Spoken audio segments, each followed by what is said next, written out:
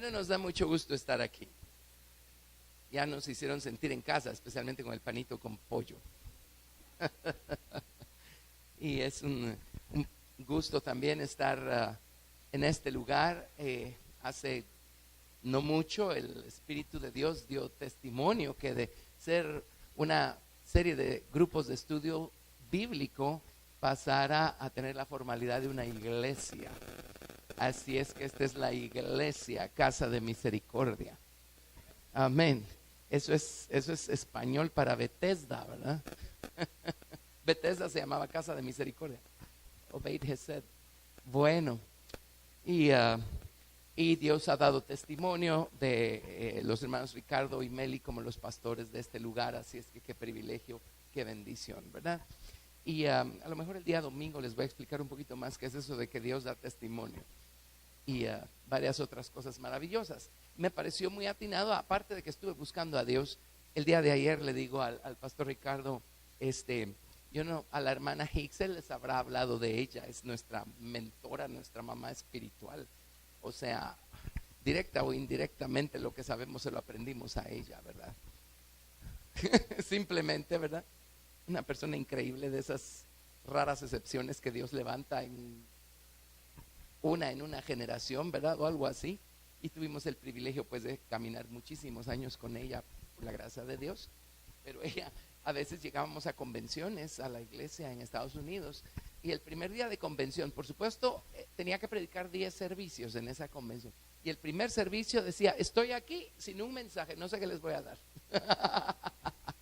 Pero decía, no porque no tenga que darles, es porque no sé exactamente qué de todo quiere el Señor servir en la mesa, ¿verdad? Entonces ayer le digo al hermano, yo más o menos vengo esperando en Dios para ver qué de todo ponemos en la mesa. Y hoy en la mañana el Señor me confirmó clarísimamente que nos fuéramos al tabernáculo, no solo porque lo están estudiando, sino pues para poder, las teorías, todo eso lo están estudiando bien, y qué emocionante es aprender, ¿verdad? Pero ¿saben qué necesitamos? Necesitamos la práctica o la vida o la experiencia personal que representan todas esas cosas. Entonces, con la ayuda de Dios, pues voy a tratar de contribuir un poquito a ese lado de su experiencia, ¿sí? Yo soy poco para contar mi testimonio. De hecho, una vez alguien me dijo, tú deberías hablar más de tus experiencias. Les digo, miren, la palabra de Dios es tan extensa y tenemos tan poco tiempo que prefiero hablar de la palabra de Dios, ¿verdad? Pero les voy a explicar algo solo para que sepan cómo es que hemos llegado hasta acá, ¿verdad?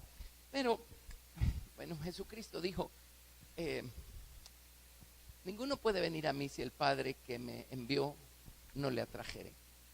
Y ustedes son testigos de Dios atrayéndolos, ¿verdad? No teníamos ni noción de nada, no sabíamos nada de nada. Pues a lo mejor sabíamos de religión, pero después entendimos que la religión es ese pobre intento del ser humano de acercarse a Dios por sus propios medios, ¿verdad? Y descubrimos que Dios es una persona, no una religión. Amén. Dios es una persona, no un formalismo o una serie de formalismos. Pero el hecho es que uno empieza a sentir esa atracción. Dios empieza de alguna manera a algunos los empuja, a otros los jala, a otros los arrastra. Él sabe cómo. Pero empezamos a sentir ese vacío por un lado, esa necesidad que no ha sido satisfecha por el otro, ¿verdad? Y pues, para hacer corta una historia más larga, me llevaron por primera vez en mi vida a una reunión cristiana. Es chistoso porque no era una iglesia, no eran pastores los que estaban predicando. Era un evento de señoras encima de todo, en un hotel de la ciudad de Guatemala. Pero esa noche había un evento especial abierto para todas las familias. Ni siquiera fuimos con mis papás, ellos estaban de viaje, fuimos con unos tíos que son los que de la familia primero llegaron a los pies de Cristo. Así es que Dios los usó a ellos, ¿verdad?, para pescarnos a nosotros. Pero recuerdo esa noche oyendo al predicador y miren, por primera vez, pero cuando hicieron el llamado a recibir al Señor, yo oí la voz audible del Señor. La he oído pocas veces, pero esa fue la primera. Como 3 veces he oído la voz audible del Señor, esa fue la primera vez. Y dijo, este es el camino, ya no busques más. Y esa necesidad que yo empecé a sentir meses atrás me había hecho empezar a leer, preguntar, indagar. Y caía en mis manos un montón de literatura, así ustedes saben, ¿verdad? El poder del control mental y cosas así místicas, y usted respire colores, cosas así astrales. Y pues no digo que no sea interesante, ¿verdad? De alguna manera algo me hacía decir, pues esto está interesante, no sabía que esto existía, pero esto no es. Y otra cosa, ¿verdad? Esto tampoco es, y esto tampoco es. Y un día alguien me predicó la sencillez del evangelio de salvación y la voz, ¿verdad? Este es el camino, ya no busques más. Desde el día de mi salvación, Dios puso un hambre de esas enormes en mi corazón por querer conocerlo. Hay personas que se satisfacen con saberse salvos y saber que no se van a ir al infierno el día que se mueran. Y eso los hace felices y eso los tiene satisfechos y no necesitan más. Y bueno, en un lado de la balanza, qué bueno, porque nuestra salvación es más de lo que merecemos y nuestra salvación nos ubica en el cielo por la gracia y la misericordia del Señor Jesucristo. Concedido, de acuerdo, pero de alguna manera esta cosa seguía clamando por más, ¿verdad? Y había dado yo mis primeros pasos, ya tenía la salvación. No pasó demasiado tiempo sin que recibiera yo el bautismo con el Espíritu Santo. La última vez que estuvimos con ustedes hablamos del Espíritu Santo, a lo mejor les conté mi historia, ¿verdad? Que me ha ayudado a ayudar a mucha gente, porque hay personas que tienen unas experiencias espectaculares de entrada. La mía no fue espectacular, pero para nada. Y sin embargo Dios hizo lo que hizo, ¿verdad? Y Dios quería enseñarme muchas cosas, por eso lo hizo como lo hizo en mi vida. Luego fui bautizado en agua y han estado aprendiendo o van a estar aprendiendo que el poder del bautismo en agua no es el agua. El poder del bautismo en agua no es la persona que nos bautiza, ni el lugar donde nos bauticemos. El poder del bautismo en agua está en el nombre que es invocado sobre nosotros. Ese es el nombre que viene a, como dice el libro de Colosenses, a circuncidar nuestro corazón, ¿verdad? Y como dice Romanos, a darle muerte a lo que tiene que morir en nosotros y a hacer que empiece a vivir todo lo que tiene que empezar a vivir en nosotros. Así es que yo ya iba por allí. Ahí estaba. Antes de mi bautismo en agua. Cuando otra vez esa cosa, ¿verdad? No que lo sepa todo, no que lo entienda todo. ¿Cuántas cosas sabe uno con un año de convertido? Pues no mucho en comparación a lo que hay por saber. 1 milímetro, ¿verdad?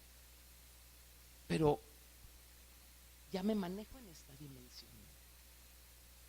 ¿Habrá alguna otra dimensión más alta, más profunda? ¿Habrá algo más? Y yo me sentía culpable en un lado de la balanza porque decía, qué arrogante, qué bárbaro, ¿cómo así habrá algo más? Ya soy salvo, ya tengo el bautismo con el Espíritu Santo. Pero ¿por qué esta cosa aquí adentro seguía clamando? Amén. Bueno, allí fue donde mi vida dio un giro tremendo. Dios en esos días llevó a la doctora Graciela Esparza, que es la directora del movimiento en México, la llevó a Guatemala como la directora de Visión Mundial Internacional. Y mi tía, los que nos llevaron al Señor, trabajaba para ella. Y un día me dice, ya no hemos platicado, ¿cómo te sientes? ¿Cómo vas? ¿Cómo estás? Le digo, mire, ahora que me pregunta, la verdad me he sentido estancado. Me dice, te voy a presentar a alguien que seguramente te va a poder ayudar. Y me presentó a la doctora Esparza. Bueno, para hacerles corta, les estoy haciendo recorta la historia. Pero ella tuvo la paciencia. Bueno, primero me recibió en su oficina al mediodía, un día viernes, y platicamos. Y hay que conocerla, ¿verdad?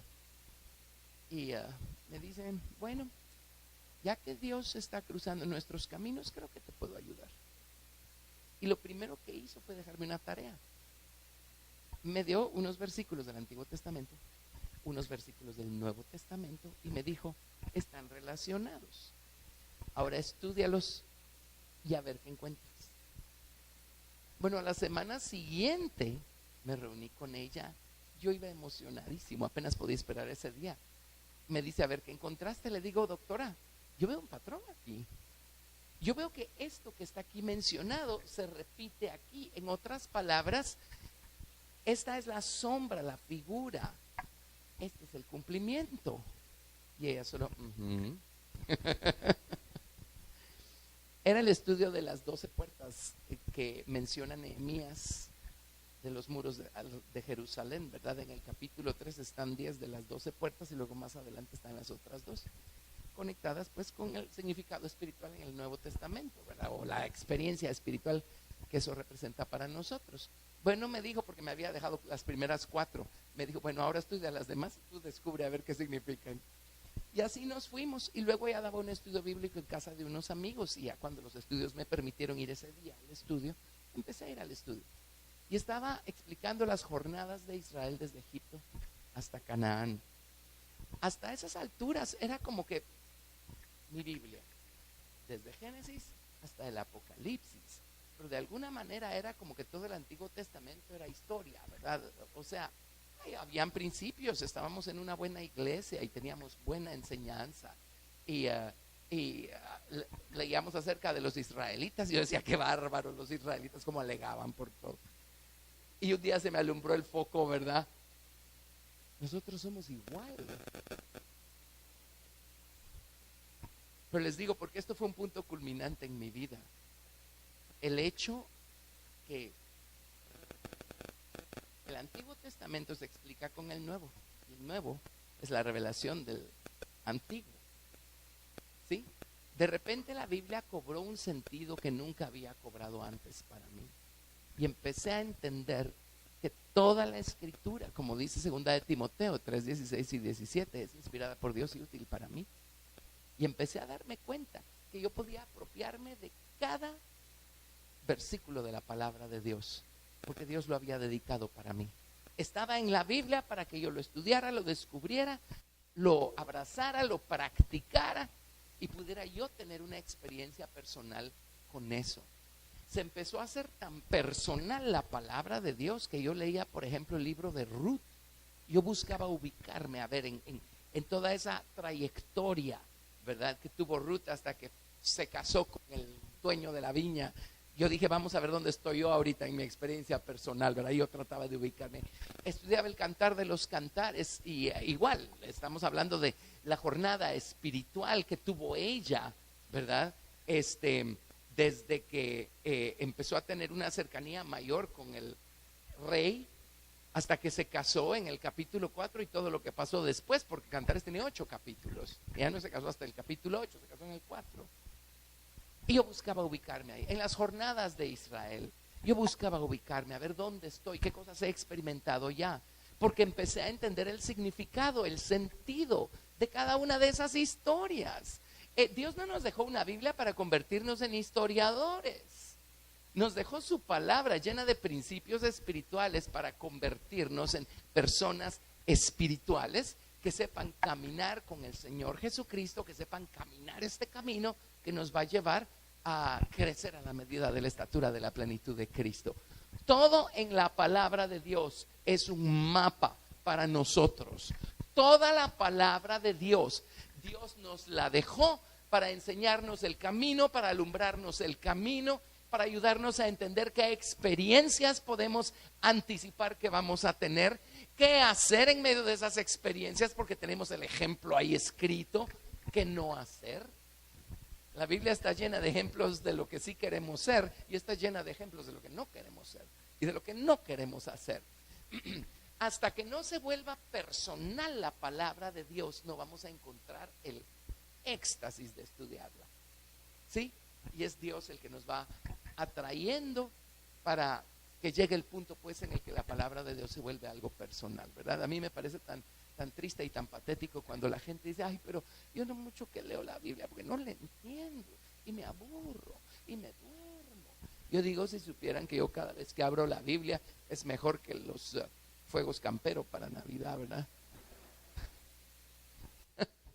Cierto, está viva y empiezan los principios, ¿verdad? A cobrar vida, empieza nuestro entendimiento a iluminarse. Una de las cosas que Dios despertó desde el día 1 en mí es, Señor, yo necesito conocerte más, conocerte mejor. De hecho, a partir de ahí cambió mi manera de abordar a la gente. ¿Conoce usted al Señor Jesucristo? Y si son salvos, le van a decir que sí.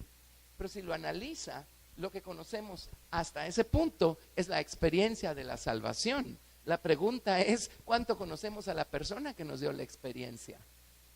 ¿Cuánto sabemos de la persona? ¿Cuánto sabemos de su carácter? ¿Sabemos lo que le gusta? ¿Sabemos lo que le disgusta? ¿Sabemos cómo agradarlo?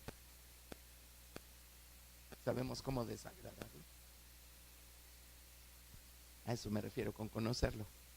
Y desde el día uno fue una cosa: Señor, yo necesito conocerte de una manera más profunda. Y no podía esperar a que me predicaran la palabra de Dios. Yo era como una esponja. Y cuando venía algo que yo no sabía, algo nuevo, algo más, yo lo agarraba así como con tenazas, ¿verdad? Y no lo dejaba ir. Me iba a mi casa y ¿saben qué hacía? Agarraba mi concordancia, mi Biblia y estudiaba ese tema hasta tratar de agotarlo. Pero la palabra de Dios es inagotable porque es eterna, ¿verdad? Amén. Bueno, en los días en los que estuvo la doctora Esparza en Guatemala, ¿qué pasó? La doctora Hicks llegó a visitarla. Les estoy hablando de hace como, ¿en qué año estamos? Estamos en el 2018. Bueno, esto debe haber sido en 1982 más o menos. Sí, cuando le cuento a nuestros jóvenes estas historias se mueren de la risa porque ellos no eran ni siquiera un suspiro, ¿verdad? No eran ni siquiera un pensamiento. Sus papás no se habían ni casado. Pero llegó la doctora Hicks y ¿qué creen? El evento en el que yo me convertí, que era a Glow, la invitó a predicar por conexiones y amistades y cosas. Y yo me colé porque ahí sí era una reunión solo de mujeres, entonces no dije nada y medio me metí por la ranura de la puerta y me senté hasta atrás, ¿verdad? Sí, pero en esos días llevó el primerísimo libro que Dios le dio a escribir, que fue La Preciosa Gema en el Tabernáculo. Ese libro lo escribió en 1962, el año que yo nací. Bueno, compré mi primer libro, ¿verdad? Preciosa Gema en el Tabernáculo. Empiezo leerlo, no hace justicia a lo que empecé a hacer con ese libro. Empecé a devorármelo. Y me detenía y meditaba y pensaba. Yo decía, qué cosa más grandiosa. Todo en la palabra de Dios tiene el propósito de revelarnos a la persona del Señor Jesucristo. La palabra escrita nos va a revelar a la persona de la palabra viviente. Y yo quería conocerlo, tenía un hambre. Y poco a poco empecé a descubrir que el plan de Dios para mí era que yo me debiera meter en la palabra, estudiarla, devorarla, saborearla, si yo iba a llegar a conocer al Señor de una manera más profunda. Les cuento una experiencia. Eso no lo hace a uno más o menos, simplemente hace a Dios maravilloso, ¿verdad? Pero tuve una experiencia en esos días personal, una de esas experiencias extásicas en donde uno pues está pero no está, ¿verdad? Y fue en la iglesia, fue durante un servicio. Y de repente yo estaba en un estanque y las aguas llegaban más o menos a las rodillas. Y de repente las aguas empezaron a subir, a subir, a subir, a subir, a subir, a subir hasta que me cubrieron. Eran aguas cristalinas, yo estaba bajo de agua, era un deleite, era una cosa maravillosa. De repente empezaron a bajar otra vez las aguas al nivel donde estaban antes. Y en eso apareció Jesús, ¿verdad? Y solo se acercó a mí. Y terminó esa experiencia. Yo me quedé en las nubes, ¿verdad? En las nubes. Llego con la doctora Esparza, le digo, doctora, mira, tuve esta y esta experiencia. Y ella me dijo algo, yo jamás había leído eso, ¿verdad? Me dijo, vete a Ezequiel. ¿Se acuerdan la experiencia que tuvo Ezequiel cuando se metió en el río? Ajá, yo ni sabía que eso estaba en la Biblia, pues, nuevito. Y me dice, mira, las aguas son la palabra de Dios. Dios te mostró dónde están ahorita en tu vida.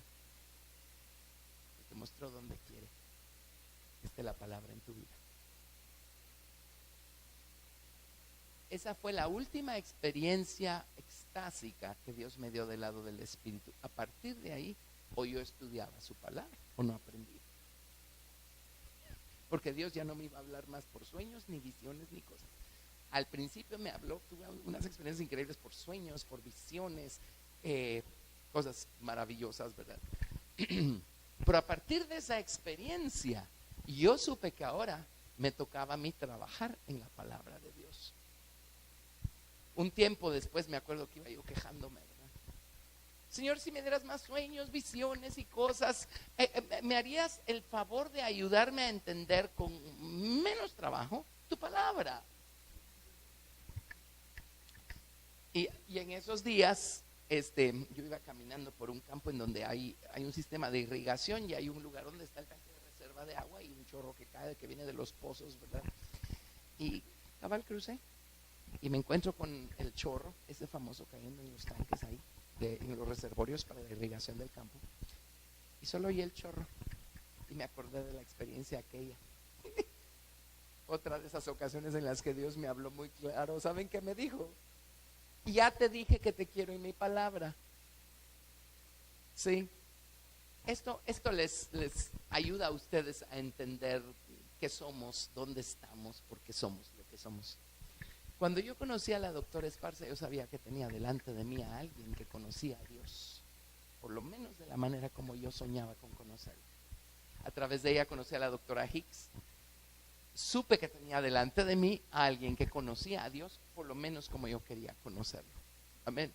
Y entonces eso hizo que yo me prendiera a una doctora Esparza, a una doctora Hicks. Empezó una relación, esto desde hace años, desde que nuestra iglesia comenzó, nos afiliamos. Iglesias de comunión se llaman técnicamente. Nos convertimos en una iglesia de comunión con todo este movimiento, ¿verdad? Donde estaban ellas y todo. Y el beneficio desde entonces, el beneficio lo hemos tenido nosotros. Ellos no, el único beneficio que han tenido es que les damos más trabajo, ¿verdad? Oren por esto, por favor. Sí, pero el beneficio ha sido nuestro porque esas toneladas de palabra, de sabiduría, entendimiento y conocimiento. Miren, o sea, en algún otro lado del mundo debe haber también, no digo que no, pero pues que yo sepa, solo aquí lo encontré. Y gracias a Dios que lo encontramos, ¿verdad? Tiene que haber en otro lado, por supuesto que sí, pero nosotros no vivimos del otro lado del mundo, vivimos en este lado del mundo. Y eso fue lo que Dios proveyó para nosotros de este lado del mundo. Y de ahí pues toda la riqueza. Ella escribió como 140 libros, 150 libros, algo así. Una cosa asombrosa.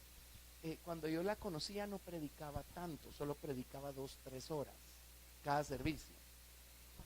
Cuando era más joven les predicaba hasta las 3 de la mañana y las convenciones duraban 2 semanas. Y todo el mundo terminaba arrastrado y medio muerto. Y ella podía seguir y seguir y seguir y seguir, ¿verdad?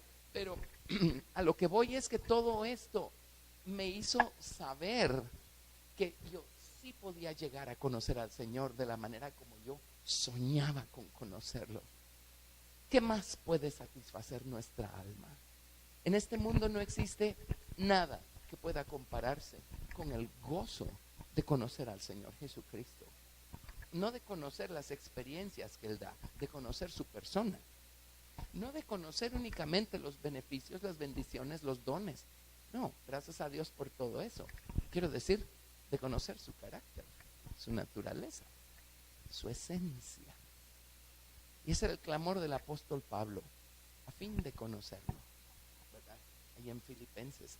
Y cuando Pablo dijo, a fin de conocerlo, Pablo ya estaba en el final de sus días. Él ya se encontraba en una prisión en Roma cuando escribió esas palabras, a fin de conocerlo. Y nos dice que no lo conocía. Yo digo que sí. Ya tenía unos cuantos años de ser salvo, de hablar en lenguas más que todo el resto. Él mismo lo dice, ¿verdad? Y ya tenía años de ser apóstol. Pero quiero conocerlo. Quiero conocerlo. Y mucha gente se queda solo con los beneficios, las bendiciones, los dones. Ya tengo los dones, ¿qué me importa lo demás? Ya tengo lo que necesito, ¿verdad? Por regla general los usan para engrandecerse ellos, si no siguen adelante buscando conocer al Señor. Pero Pablo dice, por la gracia de Dios soy lo que soy, pero a fin de conocerlo. Quiero conocerlo. quiero conocerlo. Pues bueno, cuando empecé a estudiar el libro del tabernáculo, se me empezó a abrir un mundo. Empecé a entender el cuadro grande o el cuadro general. Empecé a ver el camino en el que Dios me había puesto. Empecé a darme cuenta dónde estaba, cuánto me faltaba por recorrer. Descubrí cuál es la meta, hacia dónde voy dirigido. Me pude ubicar y desde entonces, por la gracia y misericordia de Dios, vivo ubicado. Eso me ubicó, es un mapa. Resulta que el tabernáculo mosaico no solamente es una sombra tipo o figura de Jesucristo, ¿verdad? El mediador entre Dios y los hombres. El tabernáculo nos muestra el camino para poder llegar a crecer en Cristo, para poder llegar a tener una relación más profunda, más viva, más real con el Señor. De ahí hasta acá nunca hemos dejado de hablar del tabernáculo, porque eso y todo lo demás que hay en la palabra de Dios es infinito, pues nunca lo vamos a agotar. Y nunca falta la gente que dice, ¿a qué iglesia vas? A tal iglesia. Y solo del tabernáculo les hablan, ¿verdad? Número 1, no es cierto, y número 2, sí es cierto. Buscamos enseñarles todo el consejo de Dios. Eso es lo que le dijo Pablo a los de Éfeso cuando se despidió de ellos y les dijo, no he rehuido enseñarles todo el consejo de Dios, ¿verdad? Amén. Pero resulta ser que el tabernáculo es una figura de Jesucristo. Si vamos a hablar de Jesucristo, cualquier cosa que digamos de alguna manera está reflejada en el patrón del tabernáculo. Así es que si hablamos de Jesucristo, tenemos que hablar de el más alto y más perfecto tabernáculo no hecho de manos de hombres, Jesucristo mismo. ¿Ven cuán importante es esa lección del tabernáculo? Nos hemos encontrado con personas que nos visitan en la iglesia y oyen del tabernáculo y dicen, ¿y eso dónde está en la Biblia? La siguiente pregunta es, ¿ha leído su Biblia alguna vez? Todo el libro de Hebreos gira alrededor del tabernáculo, la explicación del tabernáculo. El tabernáculo es el tema de conversación desde la mitad del libro del Éxodo, pasando por Levíticos, por Números, por Deuteronomio. Es el tema de conversación. El tabernáculo era el centro de actividad de la nación de Israel, una sombra tipo o figura de nosotros los creyentes, ¿verdad? Y toda la historia de los reyes, jueces primero, ¿verdad? Pero toda la historia de los jueces y de los reyes, todo gira alrededor de dónde estaba el santuario, dónde edificaron el templo. Toda la historia de Israel gira alrededor de ese un detalle, el tabernáculo o el templo, ¿verdad? Ya cuando se asentaron en la tierra de Canaán, porque todo eso es un cuadro de Jesucristo y número 2 es un cuadro de lo que el Señor quiere, está buscando edificar en nosotros. La Biblia dice entonces que nosotros estamos siendo edificados para morada de Dios en el Espíritu, ¿verdad? Así es que resulta que es un cuadro de la persona de Jesús y es un cuadro de cómo quiere Dios que nosotros seamos edificados. Ahí tienen el modelo, ahí tienen el patrón. Emocionante, ¿no? Amén. Entonces eso es todo el asunto. Y cuando a uno se le abre la escritura de esta manera, cuando uno empieza a descubrir que la palabra de Dios está viva, cuando uno empieza a descubrir que es un solo candelero, son 66 libros, pero es un solo candelero. Amén. A uno se le abre la palabra, se le abre el entendimiento a otro nivel. Entonces uno simplemente empieza a ver las cosas diferente, de una manera más amplia, más alta. Nuestro punto de perspectiva es diferente a antes que se nos abrieran las escrituras de esa manera. Amén. Y empezamos a amar al Señor de tal manera y amar su palabra de tal manera que empezamos a ser cuidadosos con... Yo creo que podemos, sin temor a equivocarnos, clasificar los mandamientos como los más grandes y los más pequeños, porque el Señor lo dijo. Dijo, ¿quieren ser los más grandes en el reino de los cielos? Pongan por obra los mandamientos más pequeños. Básicamente eso es lo que dijo, ¿sí? Y uno se enfoca en los mandamientos grandes, así los grandes. No cometerás adulterio. Pues más nos vale, ¿verdad? Pero luego están los más pequeños y a mí me da risa porque Hay una gran cantidad mencionados en el Nuevo Testamento. Si es que la excusa de la gente, es que eso es Antiguo Testamento. Pues hay un montón en el Nuevo Testamento que uno dice, ¿será que leerán su Biblia? ¿Qué hacen cuando se topan con esto? Con esto otro aquí. Con esto otro aquí. Entonces uno llega a atesorar la palabra de Dios de tal manera que uno pone atención hasta en las cosas más pequeñas. Y uno dice, eso también quiero implementarlo en mi vida. Eso también lo quiero hacer. Eso también quiero que esté escrito en las tablas de mi corazón.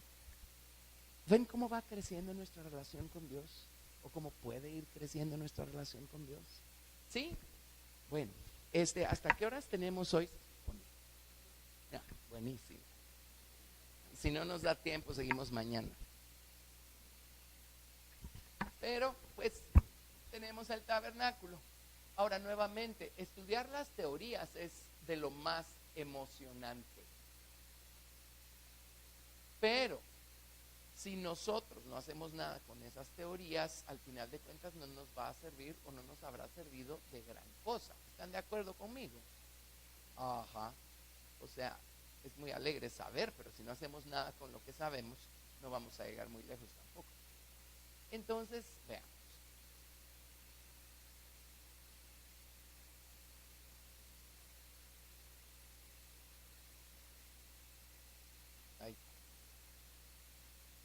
Ahí están los muebles del tabernáculo. Y el tabernáculo tenía 3 lugares. Dividámoslo así.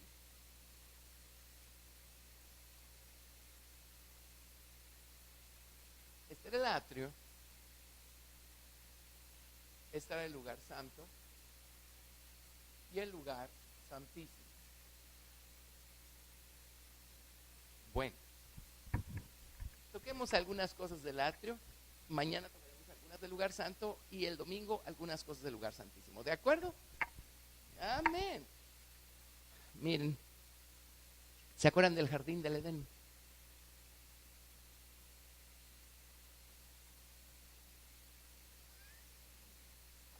Bueno, digámoslo azul.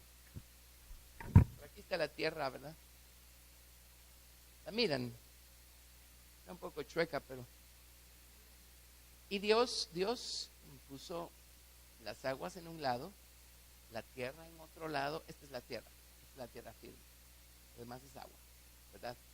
Y en medio de todo esto, Dios plantó un huerto. Este lugar se llama Edén. Esta es la tierra. Este es, lo debía haber hecho más grande.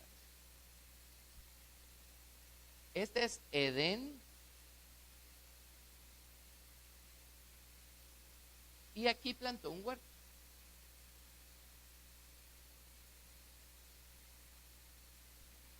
Y la historia del hombre, bueno, Dios formó al hombre afuera del huerto. Después lo puso en el huerto.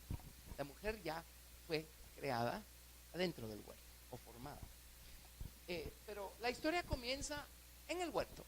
Y ahí estaba el árbol de la vida y el árbol de la ciencia del bien y del mal. El huerto quedaba en el centro del Edén y el Edén quedaba en el centro de la tierra. Ahí empezó la historia. Amén. Un día el hombre hizo una pésima elección, hizo una serie de malas elecciones y terminó mal. Terminó permitiendo que la serpiente corrompiera su naturaleza, que la serpiente corrompiera la obra de Dios en él. Y entonces Dios, en su gran misericordia, tuvo que sacar el hombre del huerto. Ahora, miren el camino que recorrió el hombre para salir del huerto, porque su historia está ocurriendo en el huerto. Él tuvo que dejar el huerto, atravesar el Edén y salir de allí y pues habitar en la tierra afuera del huerto. ¿Sí? Bueno, ¿alguien se acuerda por qué puerta salió el hombre del huerto?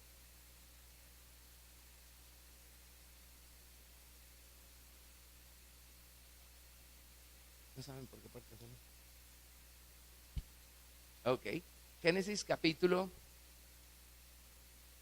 3, verso 23. Génesis 3, 23.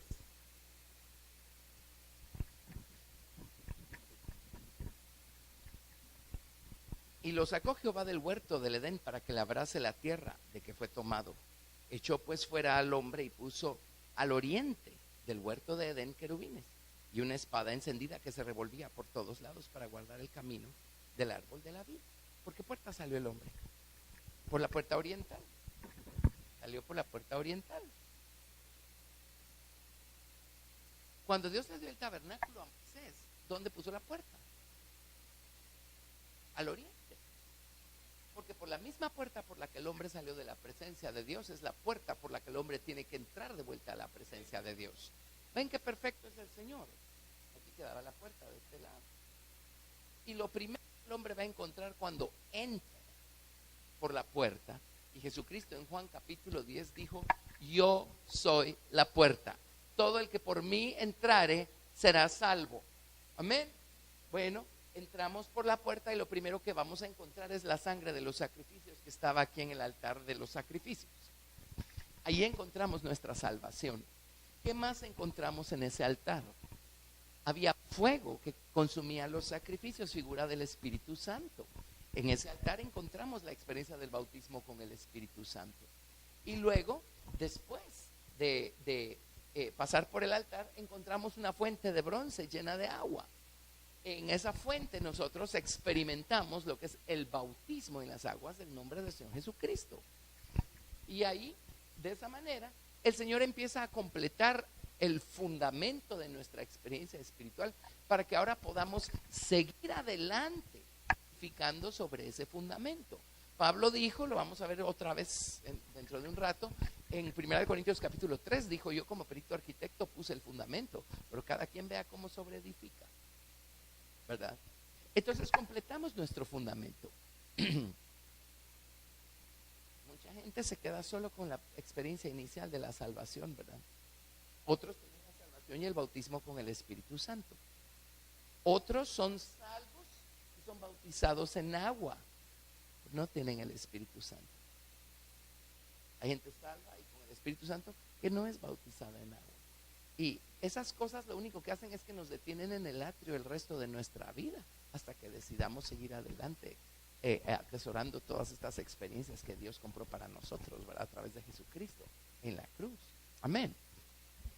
Una persona que busca salvación, lo primero que va a encontrar es el altar de los sacrificios y la sangre preciosa, la sangre redentora de Jesucristo. ¿De acuerdo? ¿Sí? Ok.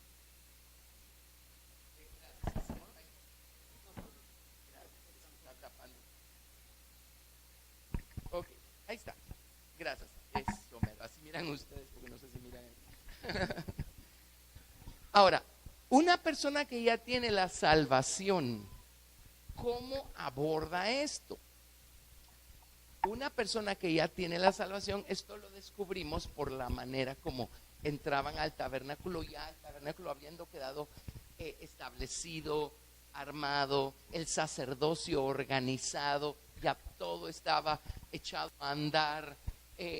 Los sacerdotes todos los días, ya habiendo sido ungidos y habiendo sido rociados con la sangre y todo eso, empezaban todos los días primero yendo a la fuente de bronce, ¿verdad? Y entonces iban a presentar los sacrificios. ¿Sí? Se convertía en inverso el orden. Ahora, allí es donde quiero empezar a enseñarles, ¿verdad? No sé cuán adentro van con el estudio del tabernáculo, pero quiero que empecemos a hacer nuestras estas experiencias, a vivirlas. Saber estas cosas, como les digo, es maravilloso, pero no nos va a llevar a ningún lado. ¿Sí? Excepto que algunos se llenan de teoría, ¿verdad? Y les encanta ir a demostrarle a los demás que saben más que ellos. Eso ni lo edifica a uno, ni mucho menos edifica a los otros, ¿verdad? No sirve de nada. No, Dios nos dejó todo esto porque aquí están las experiencias espirituales que Dios quiere que hagamos nuestras, ¿verdad? Entonces, lo primero que Dios le pedía a los sacerdotes, o lo primero que Dios le pide a un creyente salvo, es ir todos los días a la fuente de bronce, a la fuente de bronce. Bueno, leamos, ¿verdad? A lo mejor es un repaso para algunos, pero Éxodo capítulo 30, verso 17.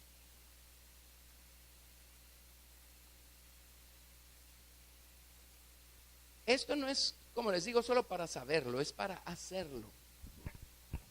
Yo hago esto todos los días de mi vida, desde que entiendo estos principios. En Éxodo capítulo 30, verso 17, habló más Jehová a Moisés diciendo: harás también una fuente de bronce con su base de bronce para lavar, y la colocarás entre el tabernáculo de reunión y el altar, y pondrás en ella agua, y de ella se lavarán a Aarón, sus hijos y sus hijos, las manos y los pies. Cuando entren en el tabernáculo de reunión se lavarán con agua para que no mueran, y cuando se acerquen al altar para ministrar, para quemar la ofrenda encendida para Jehová, se lavarán las manos y los pies para que no mueran, y lo tendrán por estatuto perpetuo, él y su descendencia por sus generaciones. Ahora, toda la escritura es inspirada por Dios y útil para nosotros. A ver, explíqueme, para que no mueran.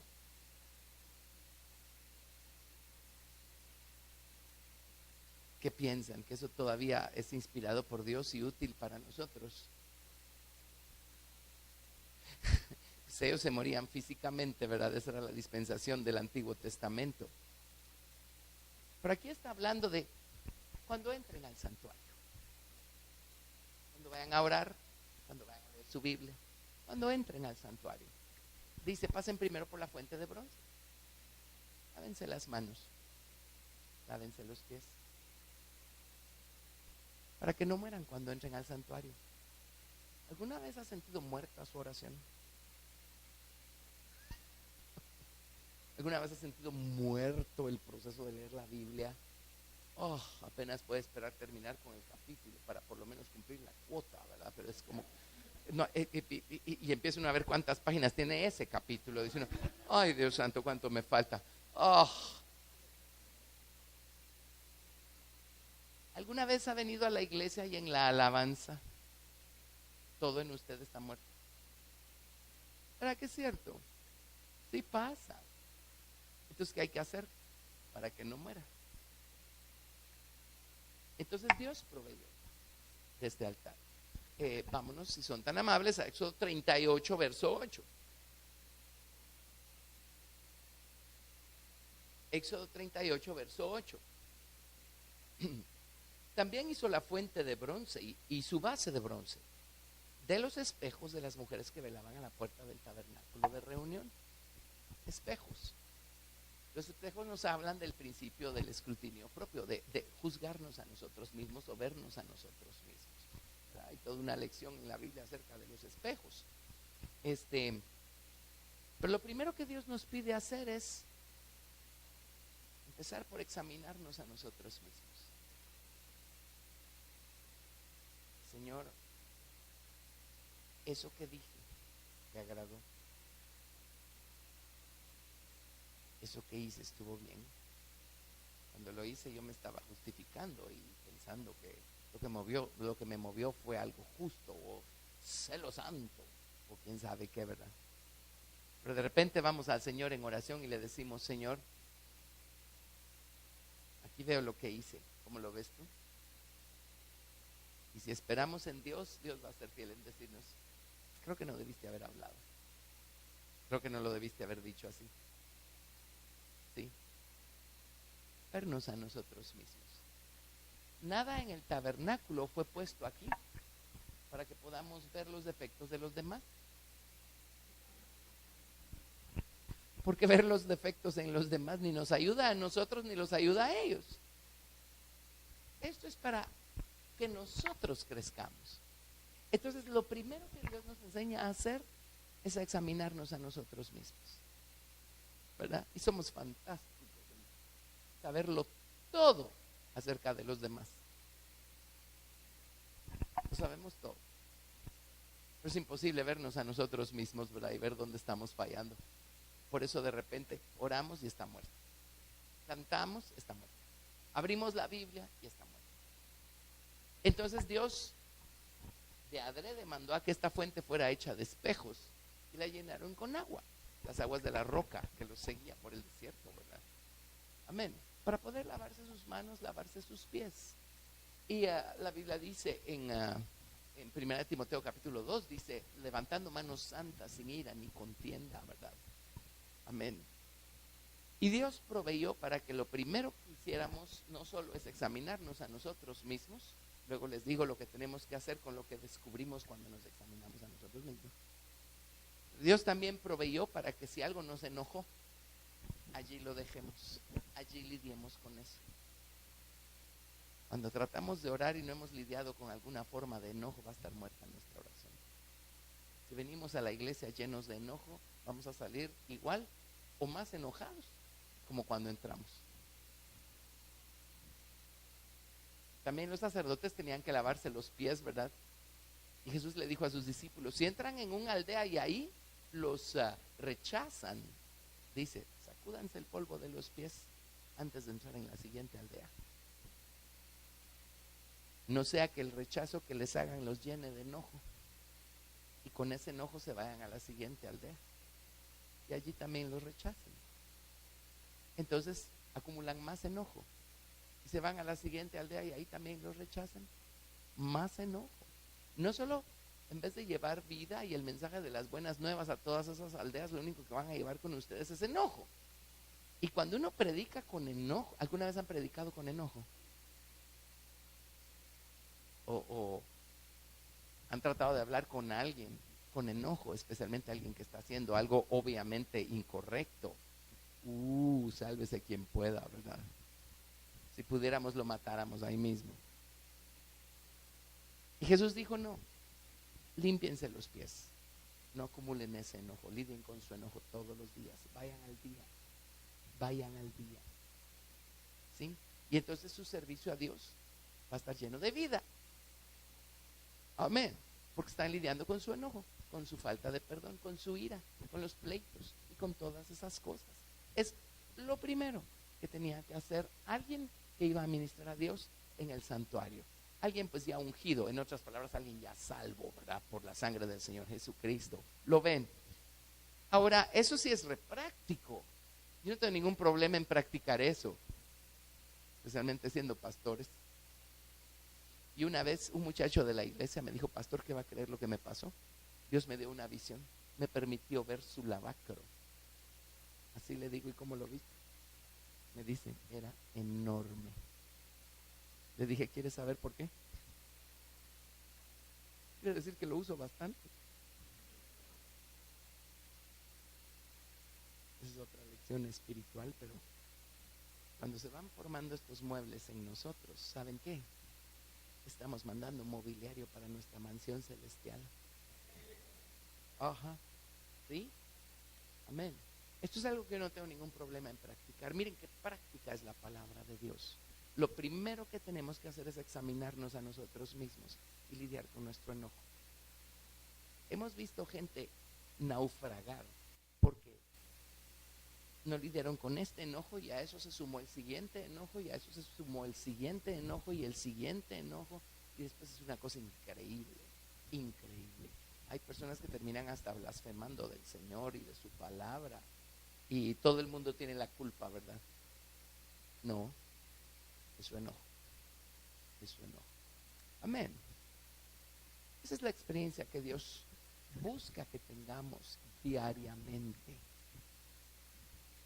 Lidiar con nuestro enojo y aprender a examinarnos a nosotros mismos. Entonces, ok, ya nos juzgamos a nosotros mismos y ya vimos dónde estamos fallando. Ahora, ¿qué vamos a hacer? Y no nos dediquemos a señalarle los errores a los demás.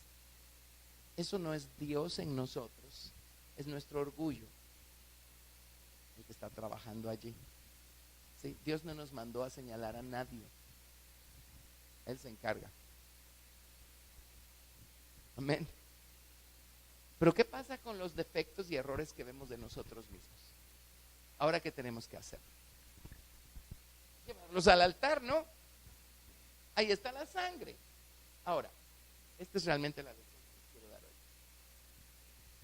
El altar de bronce. ¿Cómo tener una experiencia viva con este altar? Bueno, así como la tuvo el día 1, el día que dijo Jesús, soy pecador, sálvame, límpiame con tu sangre. Allí tuvimos una experiencia con ese altar. Amén. Pero Él quiere que tengamos una experiencia diaria con ese altar. ¿Cómo?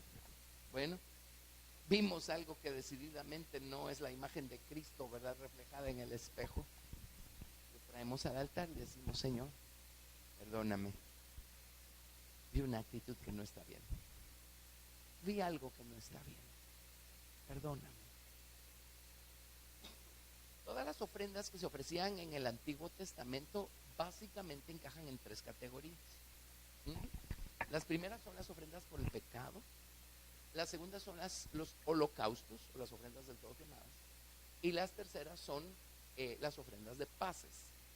Por ejemplo, dentro de las ofrendas por el pecado estaban las ofrendas por el pecado, las ofrendas por las ofensas, ¿verdad? Dentro de los sacrificios de paces estaba la Pascua. La Pascua era una ofrenda de paces, porque se comían el cordero, y la Pascua las ofrendas de paces eran unas ofrendas de comida, por así decirlo. Dios se comía una parte, que era la que se ponía en el altar, y la otra se la comía el sacerdote que ofrecía la ofrenda. Entonces es una ofrenda de comunión, ¿verdad? Pero déjenme desglosárselos, porque necesitamos aprender a tener esa experiencia espiritual. Las primeras eran las ofrendas por el pecado.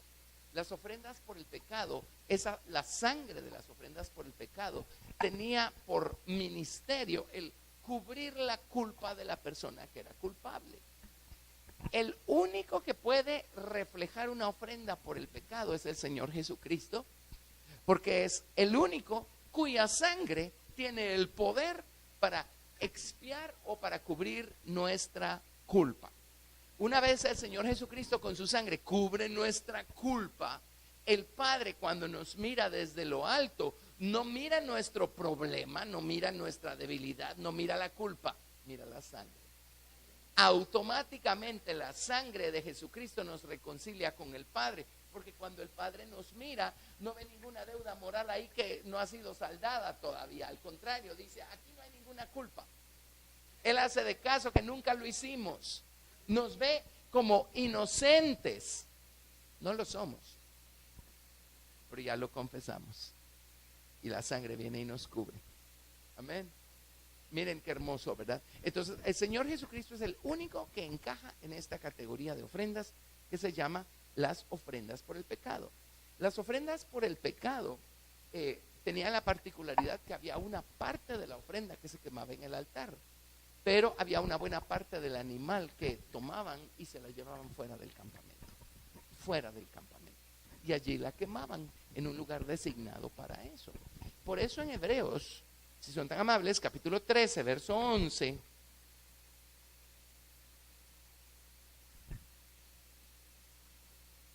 Hebreos capítulo 13, verso 11.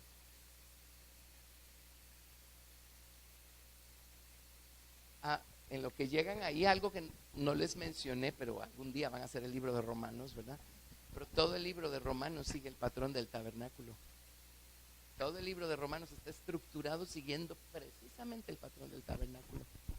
Ok, Hebreos 13, verso 11. Porque los cuerpos de aquellos animales cuya sangre a causa del pecado es introducida en el santuario por el sumo sacerdote, son quemados fuera del campamento. Por lo cual también Jesús, para santificar al pueblo mediante su propia sangre, padeció fuera de la puerta. ¿Por qué fue necesario que a Jesús lo crucificaran afuera de la ciudad? Porque Él allí tomó el lugar de la ofrenda por el pecado. Y las ofrendas por el pecado, pues una porción del animalito se quemaba en el altar, pero el resto del animal tenían que sacarlo fuera del campamento y tenían que quemarlo afuera del campamento. Una figura de cómo la ofrenda del pecado se llevaba afuera del campamento, la culpa, el pecado. Amén. Y el Señor Jesucristo es nuestra ofrenda por el pecado. Su sangre no solamente cubre nuestra culpa. ¿Saben qué hace Jesucristo con nosotros? Agarra nuestro pecado y se lo lleva fuera de este campamento. Fuera de este campamento. Amén. Entonces, cada vez que vamos al Señor, miren, somos salvos. A lo mejor ya somos bautizados con el Espíritu Santo, donde quiera que estemos. Pero seguimos sin ser perfectos porque somos humanos. En algo nos vamos a tropezar, en algo vamos a caer. No es cuestión de si vamos a caer o no vamos a caer, solo es cuestión de cuándo y cómo. Porque somos imperfectos. Amén. Ahora, no es que busquemos estar tropezándonos y cayendo. Pero el hecho es que nos vamos a tropezar y vamos a caer. De alguna manera en algo. Amén. No estoy hablando de las cosas así heavies. Si haciendo salvos caemos en alguna situación así heavy, eso es demostración que llevábamos quién sabe cuánto tiempo sin dirigirle la palabra al Señor y sin abrir su palabra para leerlo y para estudiarlo.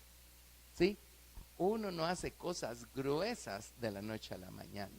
Uno empieza a acumular sustancia y energía y de repente la cosa explota y la gente dice, ay caramba, y aquí, ¿por qué tan de repente? No, no fue de repente. Tiene que haber empezado a gestarse desde hace quién sabe cuánto tiempo, ¿verdad? No seamos descuidados en nuestra relación con Dios. Estamos rodeados de toda clase de cosas que nos pueden sacar del camino si nos descuidamos, ¿verdad? Además, allá afuera no hay nada que nos pueda dar el deleite que el Señor nos da. Amén, amén. No estoy hablando de eso, pero es muy fácil perder el control y decir algo que no debíamos. ¿Sí? Es fácil. O impacientarnos a niveles que nos llevan a actuar de cierta manera. Cosas así, ¿verdad? O hacer algo en automático y de repente despertar y decir, ¿cómo puede ser que yo hice eso? Entonces todavía necesitamos la sangre por el pecado, ¿verdad? Ya no para ser salvos de la paga del pecado, eso ya estuvo el día de nuestra salvación. Pero sí necesitamos ser salvos de esa cosa, de eso que dijimos, de eso que hicimos. Algo llamó la atención de nuestra carne y cedimos.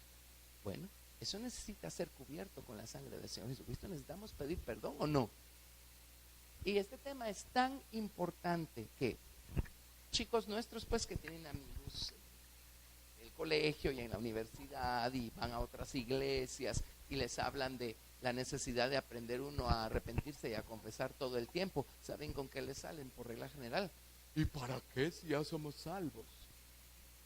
Uno dice, es obvio que no les están enseñando algo tan importante como el ir al día con Dios y el privilegio de poder seguir echando mano de la preciosa sangre del Señor Jesucristo para ir al día lidiando hasta con el último detallito, por pequeño que parezca, en nuestra vida. Y uno se vuelve tan particular. Miren, un mal pensamiento. Pues, el Señor no le permitió a este muchacho ver mi altar de bronce, pero yo una vez vi mi altar de bronce. Era ya bastante grandecito y eso que apenas empezaba. A estas alturas debe ser gigantesco también. ¿Saben por qué? Yo procuro no darme licencia, no darle tregua a nada. ¿Cuántas veces me arrepiento yo durante el día? Híjole, si llevara la cuenta llenaría cuadernos, ¿verdad? Le digo algo a alguien y después digo, ¿por qué dije eso? No había ninguna sabiduría en lo que dije. Perdóname, Señor. Dejé de hacer algo y digo, debí haberle dado la importancia que tenía y no me di cuenta que era tan importante. Perdóname, Señor. Cositas así. Amén. Es una bendición. Esa sangre, cuando sacrificaban las ofrendas por el pecado, la rociaban abajo del altar. Entonces, la única manera como nosotros podemos echar mano de la sangre de la ofrenda por el pecado es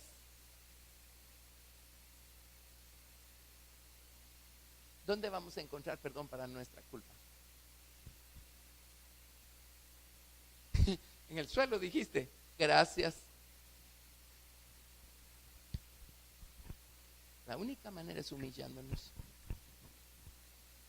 La única manera es humillándonos. Esa sangre no está en ningún otro lado más que al pie del altar. Lea su Biblia, ahí es donde estaba, al pie del altar. Si no nos humillamos, no estamos encontrando perdón y no estamos encontrando una cubierta para nuestra culpa. Amén. Me estoy explicando con esto. No estoy hablando de volver a ser salvos en los términos del día que fuimos salvos. No, eso ya estuvo. Pero estoy hablando de buscar ser perfeccionados. Estoy hablando de estar conscientes que todavía no somos perfectos. Estoy hablando de buscar agradar al Señor en todo. ¿Podemos agradar al Señor en todo a la perfección? No. Entonces en algo vamos a fallar, ¿verdad? pero ¿lo amamos? A ver, es una pregunta. ¿Lo amamos? Entonces queremos ir al día con él, ¿verdad? Ay, Señor, perdóname. Ay, Señor, perdóname. No es una obsesión, es un deleite. No es una obsesión, es un privilegio. Señor, perdóname. Provocamos un conflicto por algo que dijimos. Hablamos de alguien a otra persona y se creó una situación. No podemos dejarlo así. Tenemos que vernos a nosotros mismos y humillarnos y decir: Señor, perdóname. Nunca lo debí haber hecho, nunca lo debí haber dicho, nunca lo debí haber pensado. Perdóname, perdóname. Tenemos que lidiar con nuestros pensamientos. Pues yo digo que Dios sabe lo que estamos pensando, ¿o no? Por supuesto que sí sabe. Ajá, no se dé tregua. Señor, perdóname. Gracias por tu sangre. Gracias por tu sangre. Amén. Y mientras más echamos mano de esa sangre, miren, esa sangre tiene unas particularidades maravillosas. ¿Se acuerdan en el libro de Apocalipsis? Juan vio al Padre y el Padre tenía un libro en su mano y dijo: ¿quién es digno de abrir el libro y desatar sus sellos? Y empezó a llorar porque vio que ni en el cielo ni en la tierra había nadie digno de abrir el libro y desatar sus sellos. En eso viene, no me acuerdo si era uno de los 24 ancianos el que estaba hablándole en ese momento, viene y le dice: no llores, he aquí el león de la tribu de Judá ha vencido y ha venido para abrir el libro y desatar sus 7 sellos. Cuando volteó a ver, se supone que iba a haber un león, ¿no? ¿Qué vio? Un cordero inmolado, frescamente inmolado. ¿Dónde estaba el león en ese cuadro? ¿Dónde está el león en el cordero inmolado? En la sangre. Ahí está el poder para devorar nuestro pecado, para devorar nuestra carne. ¿Saben qué ocurre? Mientras más echamos mano de la sangre, más estamos echando mano del león. Lo único que puede devorar nuestra culpa, lo único que puede devorar nuestro pecado, nuestra naturaleza carnal, la sangre del Señor Jesucristo. Entonces uno pensará: ay, no, eso de estar uno pendiente de en qué momento falló. Miren, mientras más echamos mano de la sangre, créanme, más estamos acelerando el proceso de ser perfeccionados y de librarnos de una buena vez del poder que la carne ejerce sobre nosotros. Amén. Ahora, ahí estamos hablando de aplicaciones prácticas, ¿verdad? Eso sí estuvo repráctico. Entonces, deje de señalar al otro y ocúpese de usted. Mire ya todo el trabajo que le estoy dejando, toda la tarea que le estoy dejando. Amén. Es la sangre por el pecado. Pero estaban los holocaustos y estaban las ofrendas de paces, ¿verdad? Por ejemplo, en cuanto a, vamos a ver, las ofrendas de paces. Por ejemplo, oiga esto, Colosenses 1:20. Colosenses 1:20. Y esas ya son ofrendas de olor grato. Allí pues ya hay otras implicaciones. Colosenses 1:20. Leamos desde el 1:19.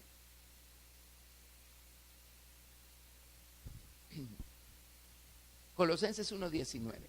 Por cuanto agradó al Padre que en él habitase toda plenitud, y por medio de él reconciliar consigo todas las cosas, así las que están en la tierra como las que están en los cielos, haciendo la paz mediante la sangre de su cruz. Jesucristo es nuestra ofrenda de paz, es verdad.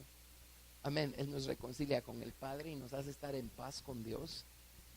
Ahora, ¿ya vio lo que leyó?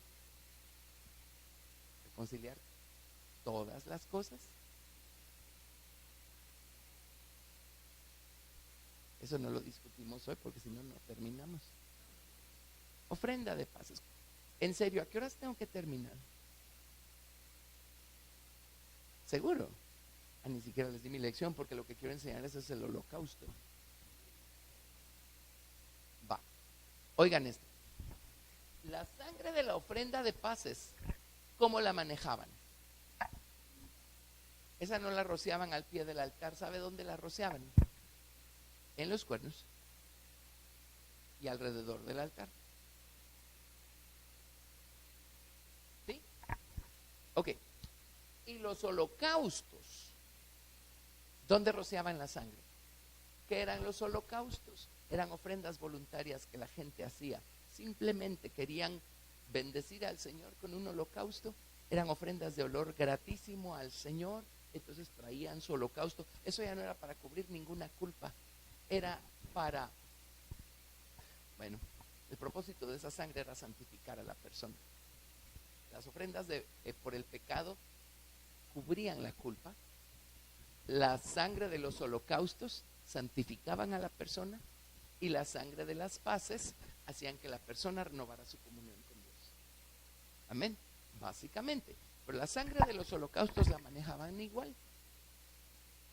La rociaban acá en el altar, en los cuernos, y la rociaban alrededor del altar, aquí arriba. Ahora vámonos a Romanos 1:20. No, 1:20, eso está bueno. Romanos 12:1. ¿Por qué dije 1:20? Romanos 12:1.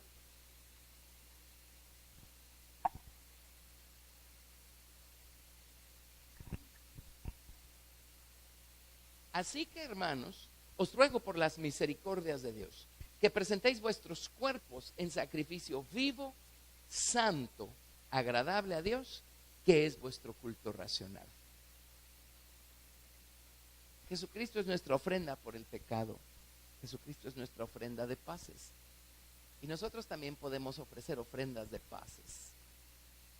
¿Alguna vez necesita reconciliarse con alguien? Vaya y dele una ofrenda de paces. Cómprele un regalito, hágale un pastelito. ¿Pero saben qué nos pide ser el Señor a nosotros? Jesucristo es la ofrenda del todo quemada, ¿verdad? O el holocausto, una ofrenda de olor gratísimo al Señor, porque Él voluntariamente puso su vida. Nadie se la quitó, nadie la tomó. Él puso su vida para volverla a tomar. Él se entregó voluntariamente como un sacrificio vivo al Señor, y eso agradó al Padre de tal manera que cuando Jesucristo resucitó, el Padre le dio un nombre que es sobre todo nombre y lo sentó a su diestra, ¿verdad? Amén. Pero ¿qué creen? De estas ofrendas, lo que Dios nos pide ser a nosotros es un holocausto, un sacrificio vivo. Ahora, para hacer un sacrificio vivo al Señor, no es suficiente estar al pie del altar. Allí no está la sangre de los holocaustos. ¿Dónde está la sangre de los holocaustos? Aquí arriba. Entonces, ¿qué tenemos que hacer ahora? De estar al pie del altar, ahora el Señor lo que quiere, que nosotros nos presentemos y nos subamos al altar. Bueno, lo que significa que mañana les voy a explicar cómo hacer un sacrificio vivo. Necesitamos aprender a hacerlo.